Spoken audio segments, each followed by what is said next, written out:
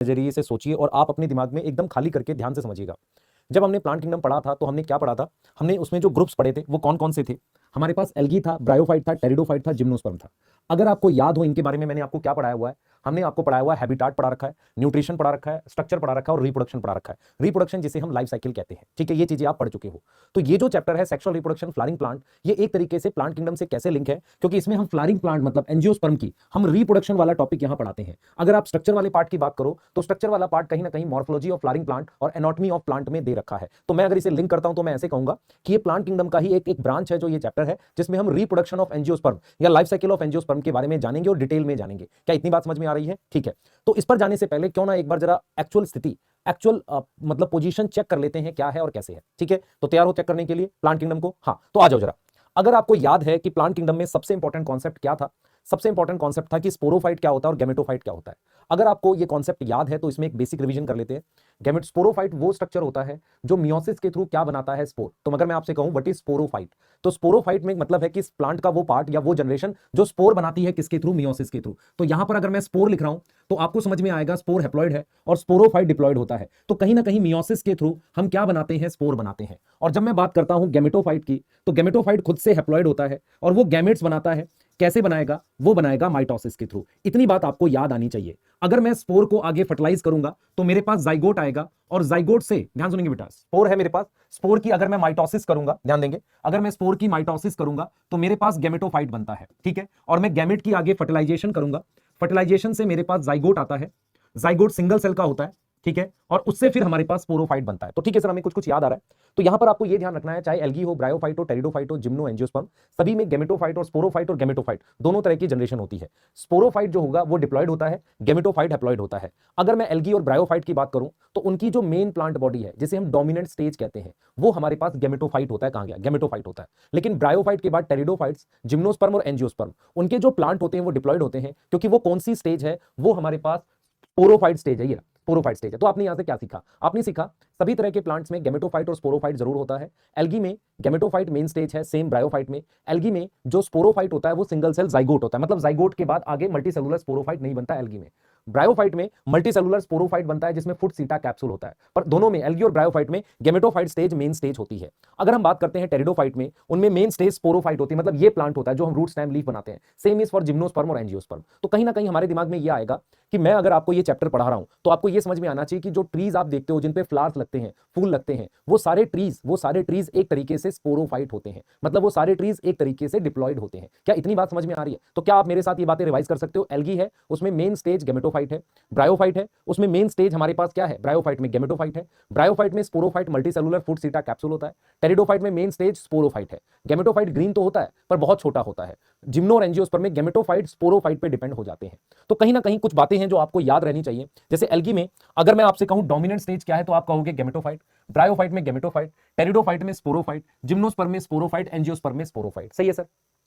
अगर मैं बात करूं एल्गी में स्पोरोफाइट की, वो हमेशा सिंगल सेल है, यहां पर सिंगल सेल है। बाकी सब में स्पोरोफाइट क्या होता है? मल्टी सेलुलर होता है। कैसा होगा? मल्टी सेलुलर है। इसमें भी कैसा है? Multi cellular. सही है, सेम सेम। अगर मैं यहां लिखूं मल्टी सेलुलर है, पर इनमें मेरे पास sporophyte as a main plant होता है। किसमें हमारे पास मेन प्लांट होता है? टेरिडोफाइट, जिम्नोस्पर्म और एंजियोस्पर्म। गैमेटोफाइट स्टेज जो होती है, इन दोनों में मेन प्लांट है। अगर हम मेन प्लांट की बात करते हैं तो मल्टी सेलुलर है। बाकी अगर आप ध्यान से देखोगे इनमें ये जो होता है गैमेटोफाइट, इन दोनों में डिपेंडेंट होता है। डिपेंडेंट का क्या मतलब होता है? इसमें एक टेरिडोफाइट में गैमेटोफाइट फ्री लिविंग है। ध्यान दे बेटा, फ्री लिविंग है। तो आपको यह समझना है कि टेरिडोफाइट में स्पोरोफाइट मेन प्लांट है, ये तो फ्री लिविंग होता ही है। इसके साथ साथ मेरे पास ये भी गैमेटोफाइट भी फ्री लिविंग होता है। जिम्नोस्पर्म में मेरे पास स्पोरोफाइट मेन प्लांट है। गैमेटोफाइट डिपेंडेंट होता है किस पे? स्पोरोफाइट पे। अगर आपसे कोई सवाल पूछे एल्गी में मियोसिस कहां होती है, वो होती है जाइगोट में होती है। ब्रायोफाइट में कहां होती है? कैप्सूल में होती है। इनमें मेरे पास एक स्ट्रक्चर बन जाते हैं जिन्हें स्पोरेंजिया कहते हैं। इन तीनों में एक स्ट्रक्चर बनते हैं जिन्हें स्पोरेंजिया कहते हैं। तो स्पोरेंजिया इसमें नहीं होता है ना, स्पोरेंजिया सिर्फ इन तीनों में होता है जिसमें मियोसिस होती है। और सीड जो है इनमें और इनमें बनता है। इसमें सीड नहीं बनता। सीड मेरा सिर्फ किसमें बनता है? जिम्नो और एंजियो में। सीड जनरली किससे बनता है? मेगा स्पोरेंजिया से। तो यदि आपसे कोई पूछे, ध्यान से सुनेंगे बेटा, यदि आपसे कोई पूछे कि मेगा स्पोरेंजिया इसमें और इसमें दोनों में होता है, यस, क्योंकि दोनों में सीड बनता है। उसके अलावा फ्लावर सिर्फ इसमें होते हैं, बाकी इनमें फ्लावर नहीं होते। क्या आपको यह बात समझ में आ रही है? तो आपको एक समरी में देने की कोशिश कर रहा हूं।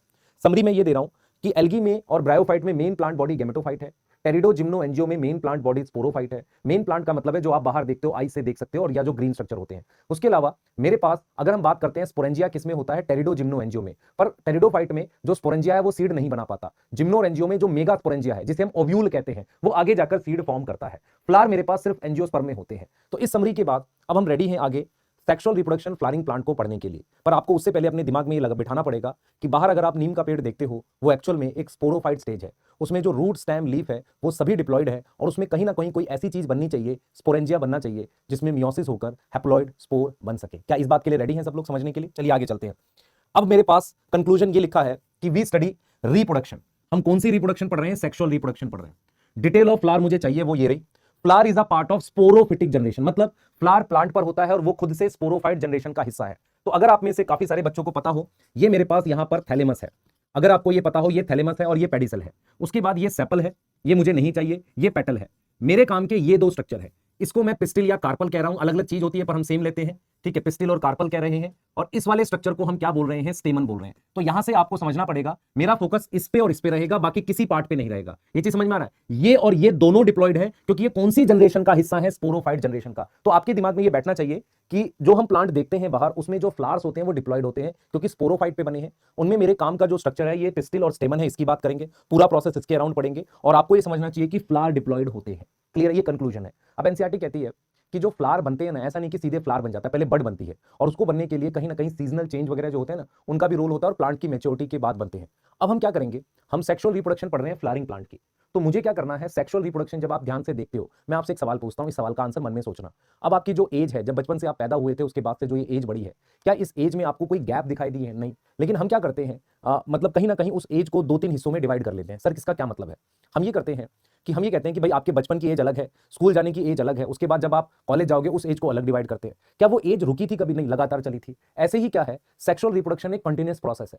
हम क्या करेंगे? उसको पढ़ने के लिए 3 हिस्सों में डिवाइड कर लेते हैं। पहला सबसे इंपॉर्टेंट इवेंट हम ये मानते हैं जब गैमेट फ्यूज करता है, तो मुझसे पहले वाले इवेंट को लिख लेते हैं प्री फर्टिलाइजेशन चेंजेस। फिर हम बात कर लेते हैं फर्टिलाइजेशन की, फिर हम बात कर लेते हैं पोस्ट फर्टिलाइजेशन इवेंट की। क्या मेरी बात समझ में आ रही है? हम यहां पर क्या बात बोल रहे हैं, ध्यान से सुने। हम ये बात कर रहे हैं कि सबसे इंपॉर्टेंट इवेंट है रिप्रोडक्शन में फर्टिलाइजेशन, मेल और फीमेल गैमेट का फ्यूज होकर जाइगोट बनाना। उससे पहले वाले इवेंट को हम बोलते हैं प्री फर्टिलाइजेशन चेंजेस, उसके बाद वाले इवेंट को बोलते हैं पोस्ट फर्टिलाइजेशन चेंजेस। अब मेरे सवाल का आप ध्यान से इस चीज को समझना कि अब आप ये लेक्चर देखने जा रहे हो, आपके पास मैं हैंड रिटन नोट्स इसके सेंड कर दूंगा ग्रुप में। उसके साथ मेरे पास इसके कुछ शॉर्ट नोट्स हैं। जो बच्चा नोट्स लिखना चाहे लिख ले, नहीं लिखेंगे तो आपको वो मिल जाएंगे। पर आपको क्या देखना है कि आपको प्रीवियस ईयर के पिछले 5 साल के क्वेश्चन इस लेक्चर को देखने के बाद करके देखने हैं। अगर आपसे वो सारे क्वेश्चन बन रहे हैं, इसका मतलब आपको वो लेक्चर समझ में आ गया है और आप अब आगे बढ़ सकते हैं। फिर आपको डिटेल लेक्चर की एज सच नीड नहीं है, ठीक है? तो हम आगे चल सकते हैं, ठीक है सर?